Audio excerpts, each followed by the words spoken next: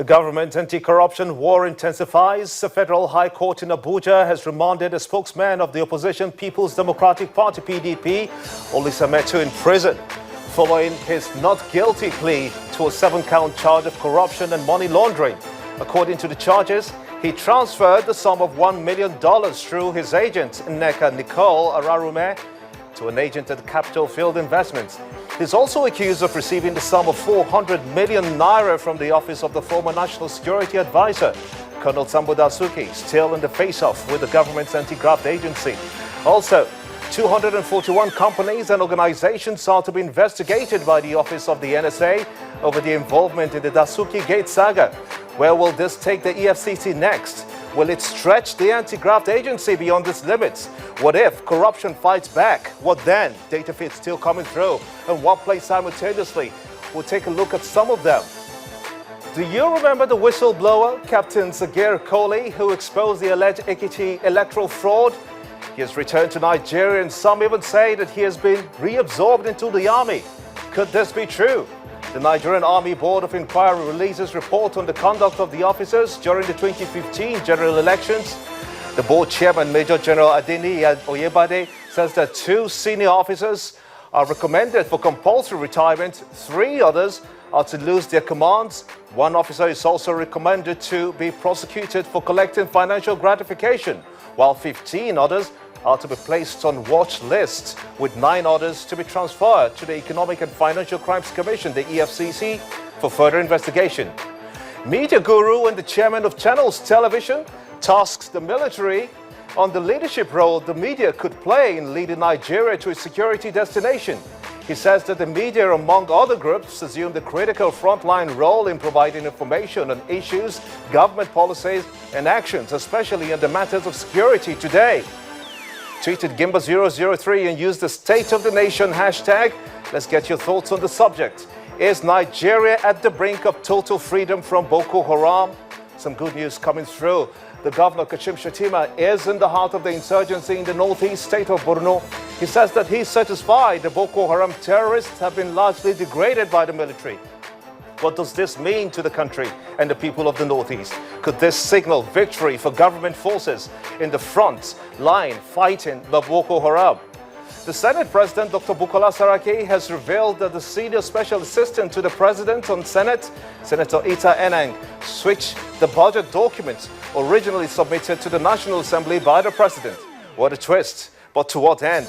And why the confusion? Data feeds still coming through one place simultaneously. Will focus on the biggest stories. The spread of Lassa fever continues. 1 more death has been recorded in Abuja. The death toll now stands at 43. It's prime time in Lagos, and this is State of the Nation.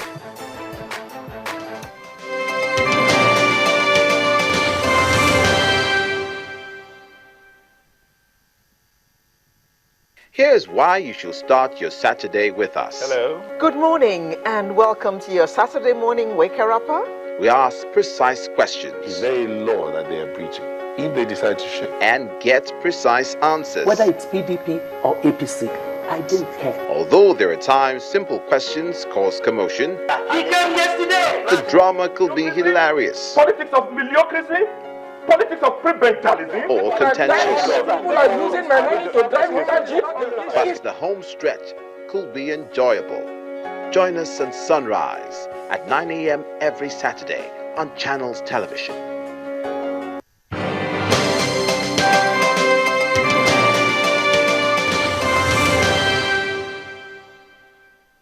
Welcome everyone in Nigeria and the rest of the world. I am Gimba Omar and this is State of the Nation. Data feed still coming through in one place simultaneously on channelstv.com, youtube.com/channelsweb. Visit m.channelstv.com where you are.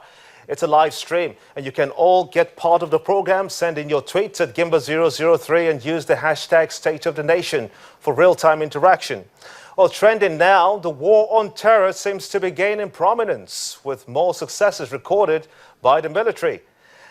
No attacks have been launched by the sect since the 25th of December last year and counting to this time.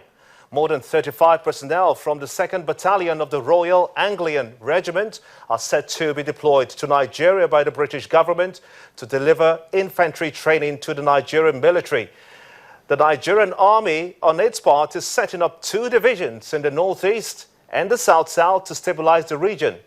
Army Head Civil Relations of the Nigerian Army, Brigadier General Rogers Nicholas, now joins me from our Abuja studios to look at this development. I want to thank you so much indeed for coming on State of the Nation at this time.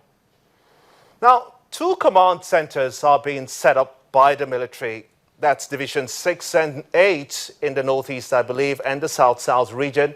Exactly how is this going to further stabilize the 2 regions? Well, thank you very much. For a start, I'm Major General, I'm not a Brigadier General. Well, the Army is setting up 2 extra divisions, one in the far north, east, and one in the south side. For now, the one in the far north is on the ground because of the security challenges we're having in the far north. So the Army headquarters has decided to come up with another division to support the divisions fighting the insurgency in the northeast. And this is to bridge the gap between the multinational task force troops and those of 7th Division in Maiduguri. So we are coming up with another division with headquarters in Mongunu.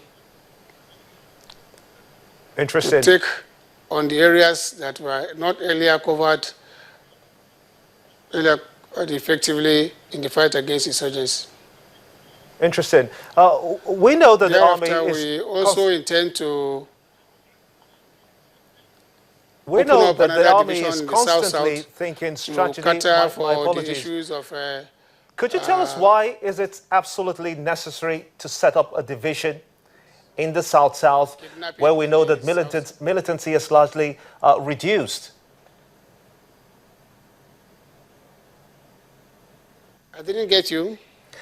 Tell us why is it absolutely necessary to set up a division in the south-south region where militancy, we understand, has largely reduced to almost non-existence? You should understand that the issue of oil theft has continued to be a problem to the national economy. And the strategic installations of the Nigeria economy is basically in the south-side area. And there is need to patrol those areas and protect those facilities, particularly at this time that the economy is not too strong. So we don't allow people to be stealing the little crude we have to sell. So the Army is coming up with additional force to protect the facilities in the south-south and also to help curb kidnappings and other minor crimes associated with the crimes, with the creeks area. Interesting. What do you make of the 35 military personnel to be sent by the British government to Nigeria for logistics and training? I didn't get you loud, please. Could you come again? My question is, what do you make of the 35 military personnel to be sent by the British government to Nigeria anytime now to try to help with logistics? Well, the Nigerian Army has been in collaboration with the British Army for decades. So it's part of the collaboration effort in terms of training and support, training support, logistics support, and other training that's associated with the military.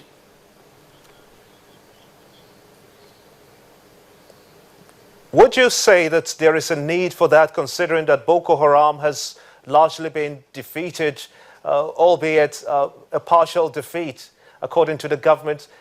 What role would they be playing when the 35 British soldiers come to Nigeria? Well, these are government policies and government issues. And if the government has made a statement, policy statement, You don't have to challenge the government on that. Government has a responsibility to drive policies, both international politics and local politics policies. Good.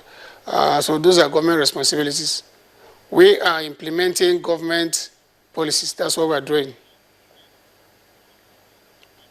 Nicholas, I do sincerely apologize for calling you Brigadier General. It was a slight mix-up, not to worry. Major General Rogers Nicholas of the Civil and Military Relations. Thank you very much. Talking to us. Many thanks indeed for your time and indeed your thoughts. Do remember that you can be part of this show.